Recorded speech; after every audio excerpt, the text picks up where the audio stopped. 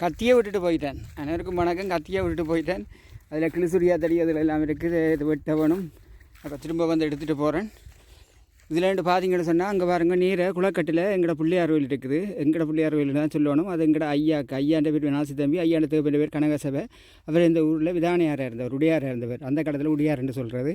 அப்போ இதில் இருக்கிற காணியில் அவங்கால இருக்கிற காணி ஐயாண்ட சகோதரின்ற காணி, இங்கால ஐயாண்ட எல்லோரும் எங்கிட்ட சொந்தக்காரர் தான். ஜோகராசா விதானியாட்ட காணி. இப்படி பார்த்தா எங்களோட இனத்துக்குரிய எங்களோட ஆக்கள காணிகள்லாம் இதில் இருக்குது.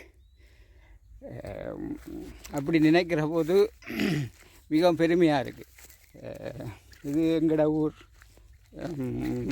எங்களோட வயல் நிலம் என்று நினைக்கிற போது சந்தோஷமாக இருக்குது. அந்த அதில் இருக்கிற இந்த பிள்ளையார்களோடு இருக்கிற அரச மரம் கூடி எங்களோட ஐயாண்ட தேப்பன் உடையாராக இருக்கிற போது வச்சுதான் என்று சொல்லுவினோம்.